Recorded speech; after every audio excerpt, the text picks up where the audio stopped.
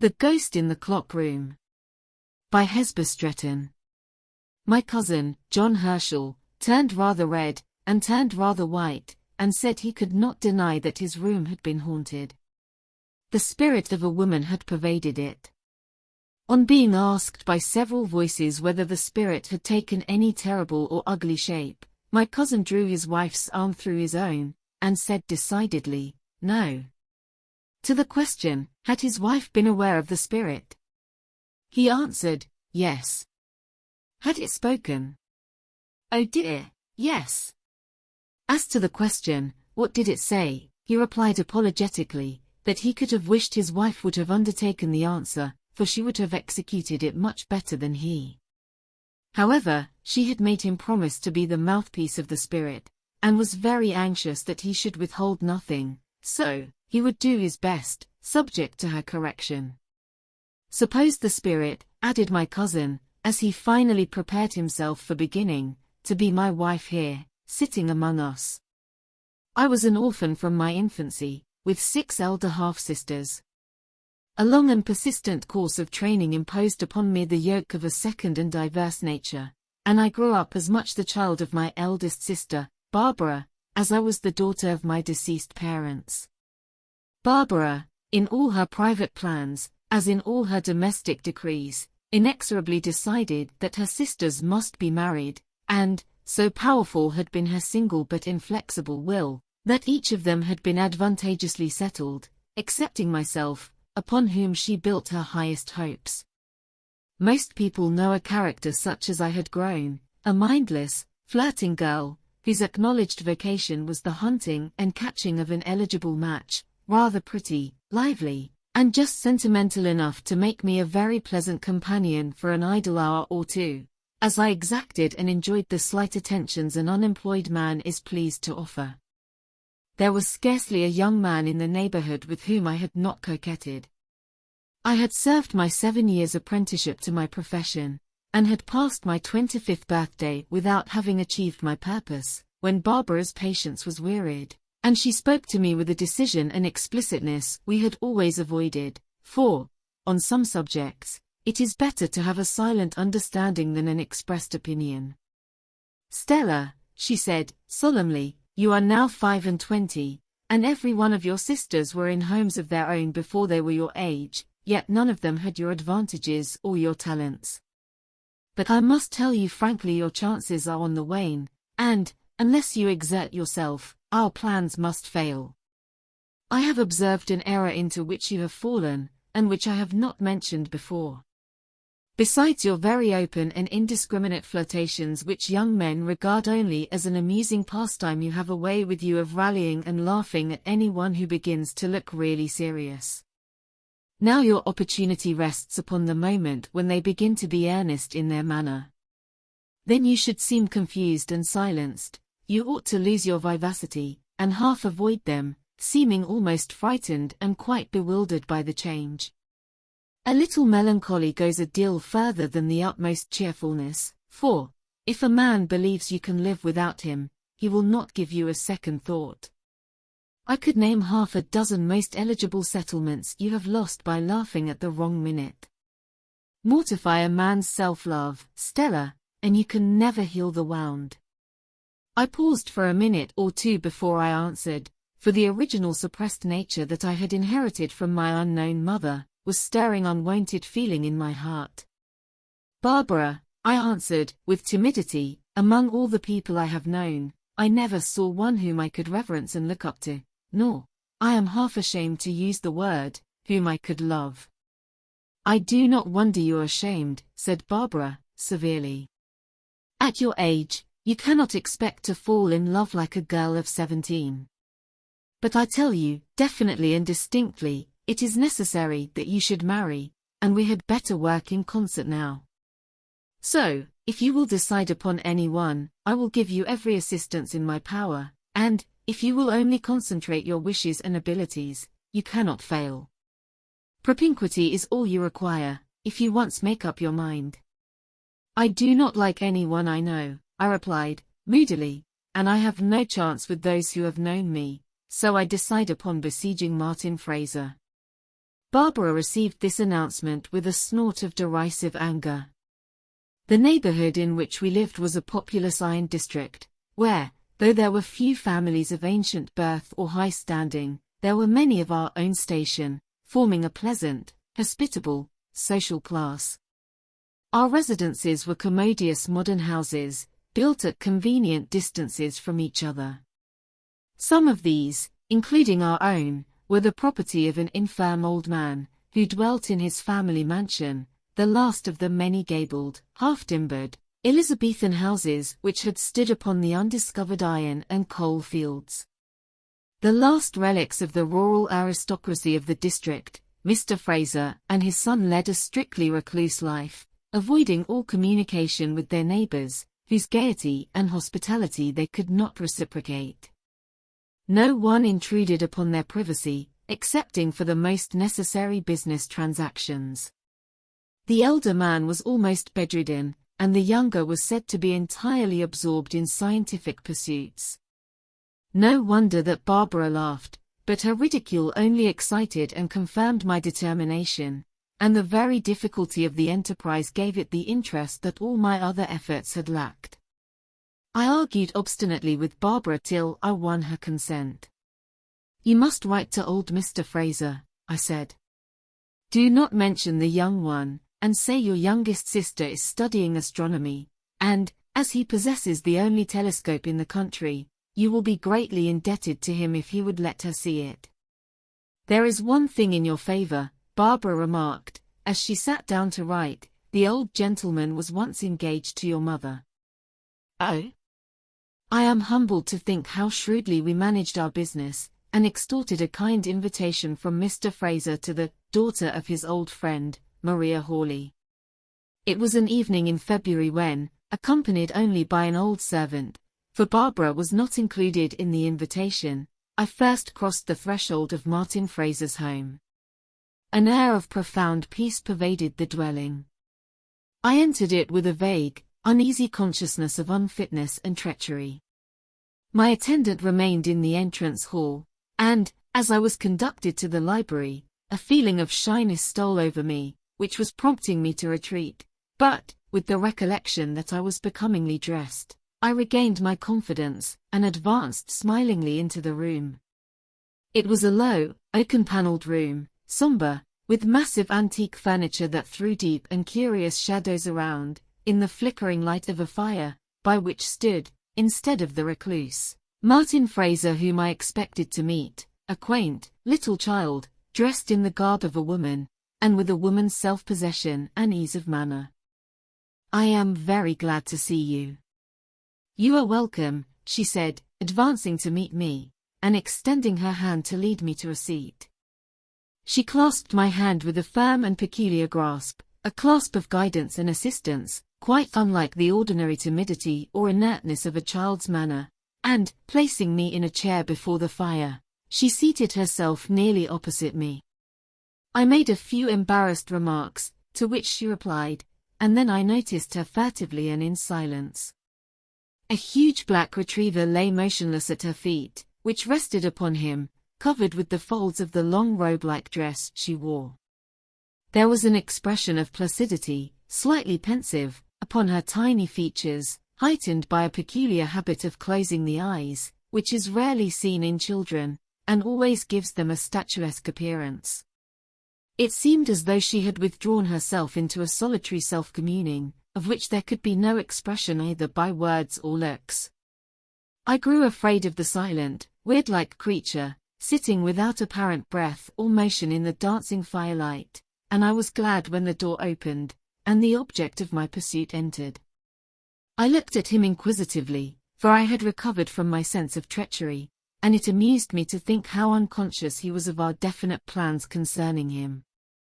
Hitherto the young men I had met had a fear of being caught, greater than my desire to catch them, so our contest had been an open and equal one, but Martin Fraser knew nothing of the wiles of woman.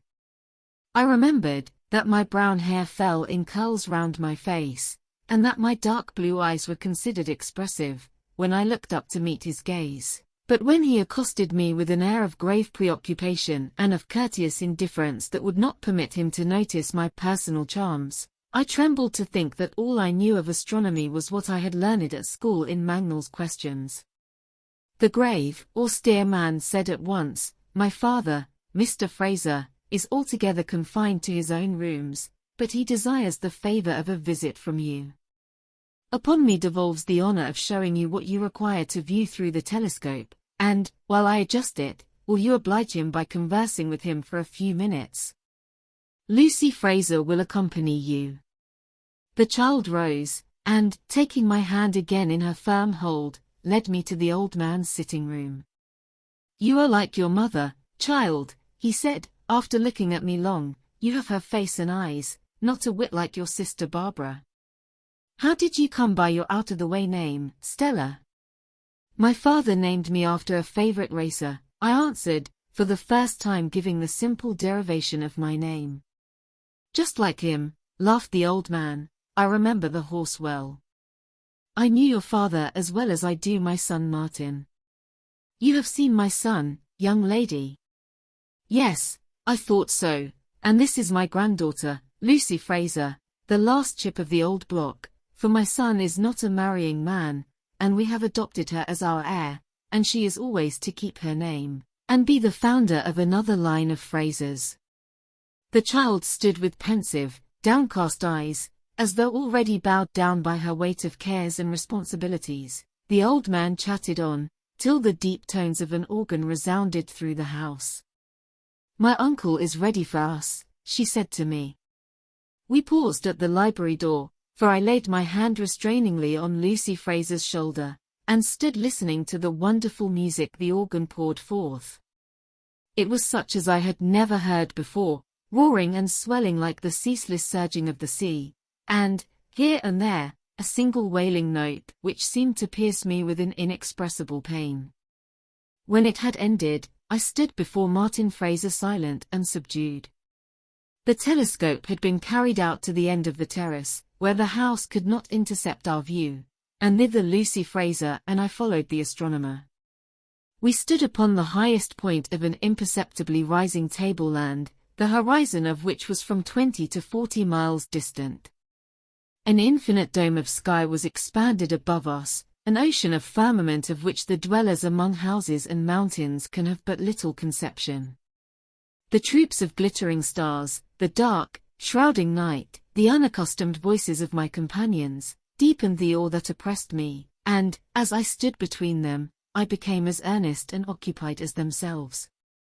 I forgot everything but the incomprehensible grandeur of the universe revealed to me, and the majestic sweep of the planets across the field of the telescope. What a freshness of awe and delight came over me! What floods of thought came, wave upon wave, across my mind! And how insignificant I felt before this wilderness of worlds! I asked, with the humility of a child, for all affectation had been charmed away, if I might come again soon. Martin Fraser met my uplifted eyes with a keen and penetrating look. I did not quail under it, for I was thinking only of the stars. As he looked, his mouth relaxed into a pleased and genial smile. "We shall always be glad to see you," he replied. Barbara was sitting up for me when I returned, and was about to address me with some wildly speculative remark, when I interrupted her quickly. "Not one word, Barbara, not one question, or I never go near the homes again. I cannot dwell upon details." I went often to the house. Into the dull routine of Mr. Fraser's and Lucy's life, I came, I suppose, like a streak of sunshine, lighting up the cloud that had been creeping over them. To both, I brought wholesome excitement and merriment, and so I became dear and necessary to them.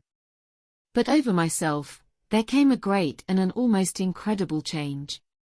I had been frivolous, self-seeking, soulless, but the solemn study I had begun with other studies that came in its train, awoke me from my inanity, to a life of mental activity. I absolutely forgot my purpose, for I had at once perceived that Martin Fraser was as distant and as self-poised as the polar star. So I became to him merely a diligent and insatiable pupil, and he was to me only a grave and exacting master, to be propitiated by my most profound reverence. Each time I crossed the threshold of his quiet home, all the worldliness and coquetry of my nature fell from my soul like an unfit garment, and I entered as into a temple, simple, real, and worshipping. The happy summer passed away, the autumn crept on, and for 8 months I had visited the Frasers constantly, and had never, by word, or look, or tone, intentionally deceived them. Lucy Fraser and I had long looked forward to an eclipse of the moon, which was visible early in October. I left my home alone in the twilight of that evening, my thoughts dwelling upon the coming pleasure, when, just as I drew near the homes, there overtook me one of the young men with whom I had flirted in former times. "Good evening, Stella," he exclaimed familiarly. "I have not seen you for a long time." "Ah. You are pursuing other game, I suppose, but are you not aiming rather too high this time?" "Well, you are in luck just now, for if Martin Fraser does not come forward, there is George York, just come home from Australia with an immense fortune, and he is longing to remind you of some tender passages between you before he went out. He was showing us a lock of your hair after dinner at the Crown yesterday." I listened to this speech with no outward demonstration, but the reality and mortification of my degradation was gnawing me, and, hastening onward to my sanctuary, I sought the presence of my little Lucy Fraser. "I have done wrong today," she said. "I have been deceitful. I think I ought to tell you that you may not think too well of me, but I want you to love me as much as ever. I have not told a story, but I have acted one." Lucy Fraser leaned her tiny brow upon her tiny fingers, and her eyes closed in silent self-reading. "My uncle says," she continued, looking up for a moment, and blushing like a woman, "that women are, perhaps, less truthful than men. Because they cannot do things by strength, they do them by cunning. They live falsely. They deceive their own selves. Sometimes women deceive for amusement. He has taught me some words which I shall understand better some day. To thine own self be true, and it will follow as the night the day. Thou canst not then be false to any man." I stood before the child abashed and speechless, listening with burning cheeks. Grandpapa showed me a verse in the Bible which is awful to me. "Listen. I find more bitter than death, the woman whose heart is snares and nets, and her hands as bands. Whoso pleaseth God shall escape from her, but the sinner shall be taken by her." I hid my face in my hands, though no eye was on me, for Lucy Fraser had veiled hers with their tremulous lids, and, as I stood confounded and self-accused, a hand was laid upon my arm, and Martin Fraser's voice said, "The eclipse, Stella." I started at this first utterance of my name, which he had never spoken before. I was completely unnerved when I found that Lucy Fraser was not to accompany us on the terrace.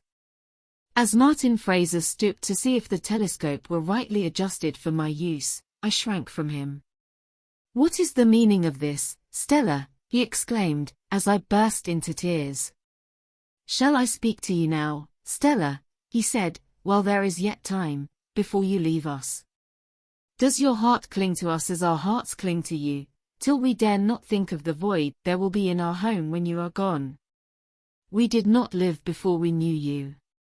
You are our health and our life. I have noted you as I never watched a woman before, and I find no fault in you, my pearl, my jewel, my star. Hitherto, woman and deceit have been inseparably conjoined in my mind, but your innocent heart is the home of truth. I know you have had no thought of this, and my vehemence alarms you, but tell me plainly if you can love me." He had taken me in his arms, and my head rested against his strongly throbbing heart. His sternness and austerity were gone, and he offered me the undiminished wealth of a love that had not been wasted in fickle likings. My success was perfect, and how gladly would I have remained there till my silence had grown eloquent. But Barbara rose to my memory, and Lucy Fraser's words still tingled in my ears.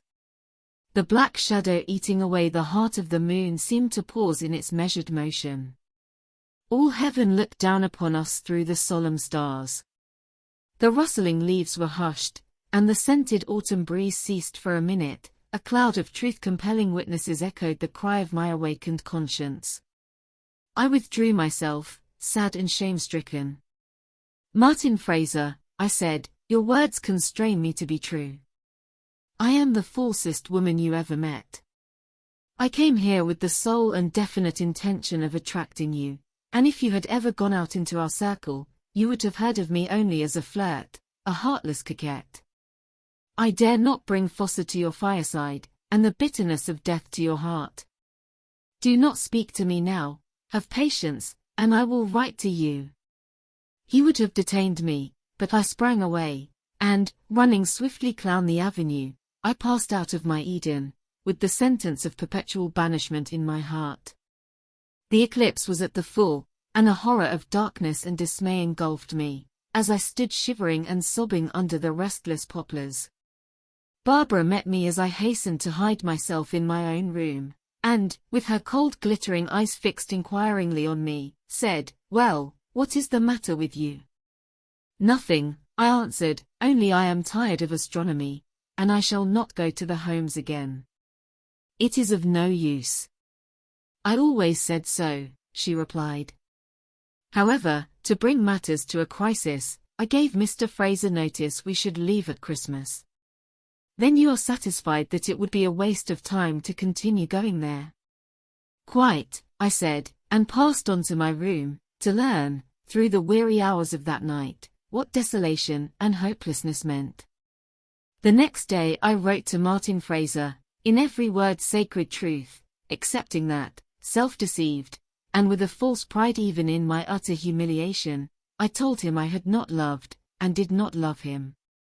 The first object upon which my eyes rested every joyless morning, were the tall poplar trees, waving round his house, and beckoning maddeningly to me. The last thing I saw at night was the steady light in his library, shining like a star among the laurels. But him I could never see, for my letter had been too explicit to suggest a hope, and I could not, for shame, attempt to meet him in his walks. All that remained for me was to return to my former life, if I could by any means feed my hungering and fainting soul with the husks that had once satisfied me. George York renewed his addresses to me, offering me wealth beyond our expectations. It was a sore temptation, for before me lay a monotonous and fretted life with Barbara, and a solitary, uncared for old age. Why could not I live as thousands of other women, who were not unhappy wives? But I remembered a passage I had read in one of Martin's books: "It is not always our duty to marry, but it is always our duty to abide by right, not to purchase happiness by loss of honor, not to avoid unwedness by untruthfulness," and, setting my face steadily to meet the bleakness and bareness of my lot, I rejected the proposal. Barbara was terribly exasperated, and very miserable we both were, until she accepted an invitation to spend the Christmas with one of her sisters, while I was left, with my old nurse, to superintend the moving of the furniture.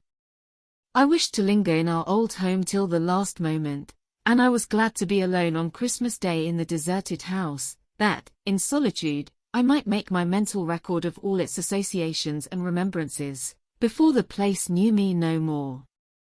So, on Christmas Eve, I wandered through the empty rooms, not more empty than my heart, which was being dismantled of its old memories and newer but deeper tendernesses, until I paused mechanically before the window, whence I had often looked across to the Holmes.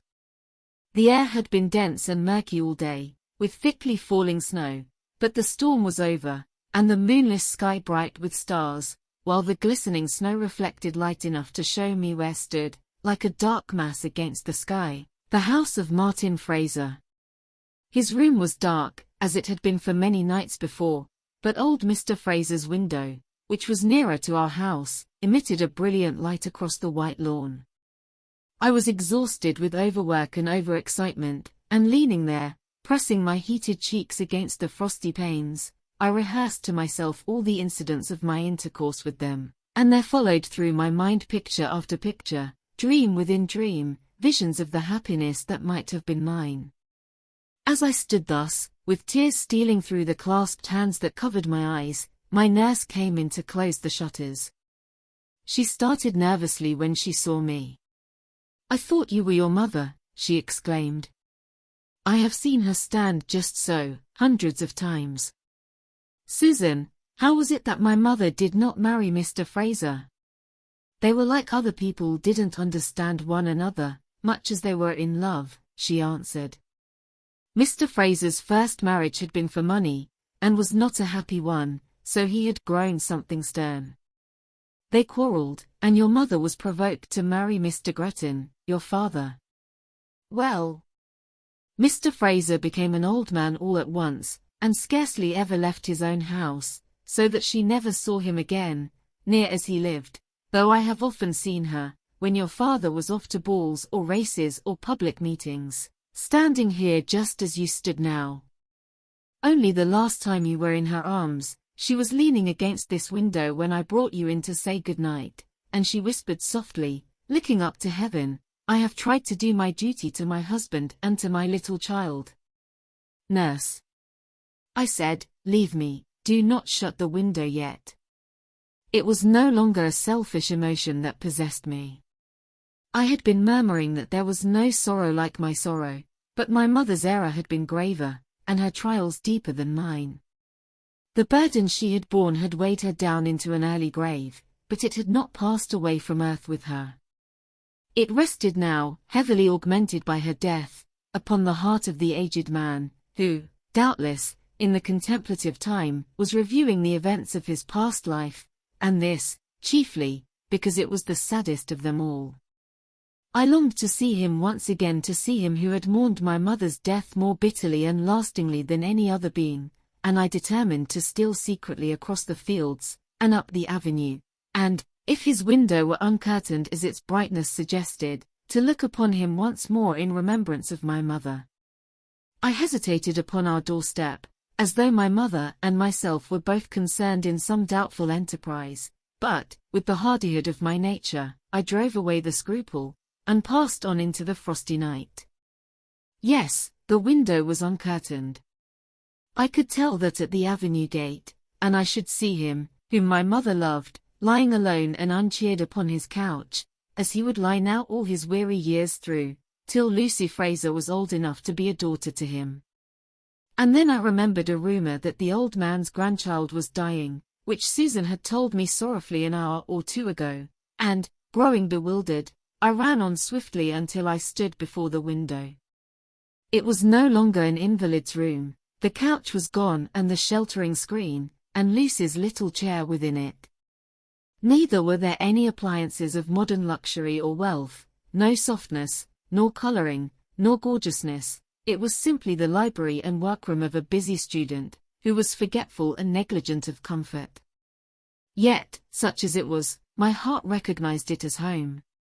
There Martin sat, deep, as was his wont, in complicated calculations, and frequent reference to the books that were strewn about. Could it be possible that yonder absorbed man had once spoken passionately to me of love, and now he sat in light, and warmth, and indifference, almost within reach of my hand, while I, like an outcast, stood in cold, and darkness, and despair? Was there, then, no echo of my footstep lingering about the threshold, and no shadowy memory of my face coming between him and his studies? I had forfeited the right to sit beside him, reading the observations his pencil noted down, and chasing away the gloom that was deepening on his nature, and I had not the hope, which would have been really a hope and a consolation to me, that some other woman, more true and more worthy, would by and by own my forfeited right. I heard a bell tinkle, and Martin rose and left the room. I wondered if I should have time to creep in, and steal but one scrap of paper which had been thrown aside carelessly, but, as I tremblingly held the handle of the glass door, he returned, bearing in his arms the emaciated form of little Lucy Fraser. He had wrapped her carefully in a large cloak, and now, as he wheeled a chair to the fire and placed her in it, every rigid lineament of his countenance was softened into tenderness. I stretched out my arms towards him with an intense yearning to be gathered again to his noble heart, and have this chill and darkness dissipated. I turned away, with this last tender image of him graven on my memory, to retrace my steps to my desolate home. There was a sudden twittering in the ivy overhead, and a little bird, pushed out of its nest into the cold night air, came fluttering down, and flew against the lighted panes. In an instant, his dog, which had been uneasy at my vicinity before, stood baying at the window, and I had only time to escape and hide myself among the shrubs, when he opened it, and stepped out upon the terrace. The dog tracked down the path by which I had come, barking joyfully as he careered along the open fields, and, as Martin looked round, I cowered more closely into the deepest shadows. I knew he must find me, for my footmarks were plain upon the newly fallen snow, and an extravagant sensation of shame and gladness overpowered me. I saw him lose the footprints once or twice, but at last he was upon the right trace, and, lifting the boughs beneath which I had hidden, he found me among the laurels. I was crouching, and he stooped down curiously. "It is Stella," I said, faintly. "Stella," he echoed. He lifted me from the ground like a truant child, whom he had expected home every hour, carried me across the terrace into the library, and set me clown in the light and warmth of his own hearth. One little kiss to the child, whose eyes beamed with a strange light upon us, and then, taking both my hands in his, he bent down and read my face. I met his gaze unshrinkingly, eye to eye. We sounded the depths of each other's heart in that long, unwavering look. Never more could there be doubt or mistrust, never again deception or misconstruction, between us. Our star had arisen, and full-orbed, rounded into perfection, shed a soft and brilliant light upon the years to come. Chime after chime, like the marriage peal of our souls, came the sound of distant bells across the snow, and roused us from our reverie. "I thought I had lost you altogether," said Martin to me. "I believed you would come back to me, somehow, at some time, but this evening I heard that you were gone, and I was telling Lucy Fraser so, not long since. She has been pining to see you." Now, he suffered me to take the child upon my lap, and she nestled closely to me, with a weary sigh, resting her head upon my bosom. Just then, we heard the carol singers coming up the avenue, and Martin drew the curtains over the window, before which they stationed themselves to sing the legend of the miraculous star in the east. When the singers ended and raised their cry of, "We wish you a Merry Christmas, and a Happy New Year," he went out into the porch to speak to them, and I hid my face in the child's curls, and thanked God who had so changed me. "But what is this, Martin?" I cried in terror, as I raised my head, on his return. The child's downcast eyes were closely sealed, and her little firm hand had grown lax and nerveless. Insensible and breathless, she lay in my arms like a withering flower. "It is only fainting," said Martin. "She has been drooping ever since you left us, Stella, and my only hope of her recovery rests in your loving care." All that night, I sat with the little child resting on my bosom, revived from her death-like swoon, and sleeping calmly in my arms because she was already beginning to share in the life and joy and brightness of my heart. There was perfect silence and tranquility enclosing us in a blissful oasis, interrupted only once by the entrance of my nurse, who had been found by Martin in a state of the utmost perplexity and alarm. The happy Christmas morning dawned.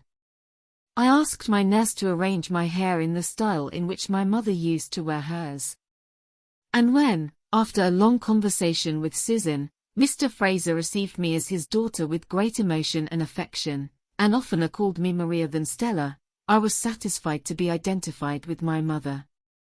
Then, in the evening, sitting amongst them, a passion of trembling and weeping seized me, which could only be soothed by their fondest assurances.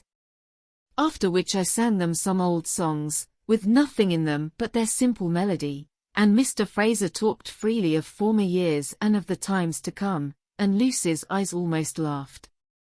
Then Martin took me home along the familiar path, which I had so often traversed alone and fearless, But the excess of gladness made me timid, and at every unusual sound I crept closer to him, with a sweet sense of being protected. One sunny day in spring, with blithe Lucy and triumphant dictatress Barbara for my bridesmaids, I accepted, humbly and joyfully, the blessed lot of being Martin Fraser's wife. And even in the scenes of the empty-headed folly of my girlhood, I thenceforth tried to be better, and to do my duty in love, gratitude, and devotion. Only, at first, Martin pretended not to believe that on that night I stole out to have a last glimpse, not of him, but of his father, I knowing nothing of the change that had transformed Mr. Fraser's sitting room into his own study.